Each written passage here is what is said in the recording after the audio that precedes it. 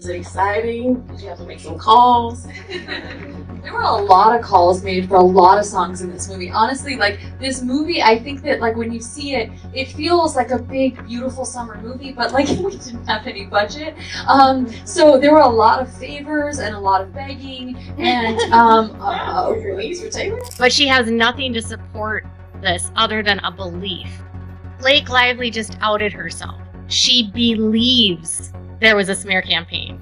From one complaint to the next, from one filing to the next, she can shift how she views things. You can understand why most people don't believe her when she says it's her. Blake Lively's lawsuit has taken a surprising turn, hitting a major roadblocks as inconsistencies in her story begin to surface. She's now facing scrutiny for altering her account of the most shocking allegation against Justin Baldoni. What began as accusations involving explicit footage has shifted toward claims of harassment, raising questions and casting doubt on her credibility. The cracks are showing, and the truth may be more complicated than she's letting on. Showing her pornography and stopped him. Mr. Heath explained that the video was his wife giving birth, and Miss Lively was alarmed and asked Mr. Heath if his wife knew he was sharing the video, and to which he replied, "She isn't weird about this stuff," as if Miss Lively was weird for not welcoming it. Miss Lively and her assistants excused themselves. Of the most explosive elements of Blake Lively's lawsuit centers on her reaction to a particular piece of footage she claims was shown to her during production. In her initial statement, Lively described the clip as resembling pornography, raw, graphic, and completely inappropriate for what was supposed to be a respectful and controlled birthing scene. She asserted that exposing her to this video was not only deeply unprofessional, but also a disturbing move by director Justin Baldoni's team to normalize the inclusion of unscripted nudity during an intensely vulnerable moment. Because she had just given birth. She classified that as pornography. However, she changes her story. Listen to what she says about the sexual harassment she endured. For example, the CRD complaint alleges that Baldoni divulged information about his sex life, made derogatory, degrading, and sexual comments, described his own genitalia, improvised. Lively portrayed the production team as one willing to cross ethical lines in pursuit of artistic shock value. She suggested the footage was deliberately shown to manipulate her, possibly to set a precedent for what the final scene might include. According to her, it was a calculated attempt to desensitize her to explicit content and subtly pressure her into consenting to unscripted nudity under the guise of creative direction. Wanted intimacy that was not rehearsed, choreographed, or discussed with Miss Lively in advance. However, as more details emerged, the reality of the footage painted a very different picture.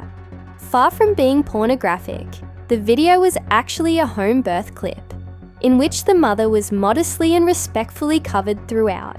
There was no excessive exposure, no sexual undertones, just a raw human moment portrayed with care and sensitivity. Added graphic content to the script, including multiple new scenes with nudity, an on-camera orgasm, and added unscripted nudity to a birthing scene for which he cast his friend as Miss Lively's OBGYN.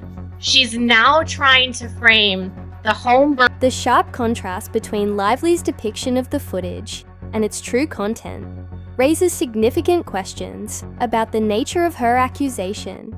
Was her initial reaction an honest misunderstanding, fueled by personal discomfort, or a calculated exaggeration designed to strengthen her legal case? Either scenario complicates matters. The apparent misrepresentation undermines the credibility of this specific claim and adds a new layer of complexity to an already tangled legal and ethical dispute. It also gives Baldoni's team a clear opening to question the validity of her broader allegations. Lively's story about Justin Baldoni and an alleged film that she was shown of a home birth, and how this was adult content. It was labeled as the adult illicit content you can find on the One of the more troubling elements of Lively's lawsuit is the evolution, or perhaps the transformation, of her harassment claims against director Justin Baldoni. What started as a clear, specific allegation in her original complaint has gradually shifted into a broader and at times contradictory series of accusations in subsequent filings. This changing narrative has raised serious concerns about the consistency of her story and the overall credibility of her case. Changing her story. Does that mean she's lying? One time, Brian Friedman said, documents don't lie, but people do. I feel like we need to memorialize that with some merchandise, but it's not my quote, so I would be stealing it, and I'm not down with copyright infringement. In the initial legal filings, Lively highlighted a specific incident of inappropriate behavior, presenting it as a clear example of the hostile work environment she allegedly endured. However, in the amended complaint, that original claim was noticeably downplayed or seemingly replaced by a new set of allegations. These fresh accusations involved entirely different forms of misconduct that hadn't been mentioned before, raising questions about whether they stemmed from a sudden recollection of overlooked events or a calculated shift in strategy. They said this is only a partial list of the misconduct alleged.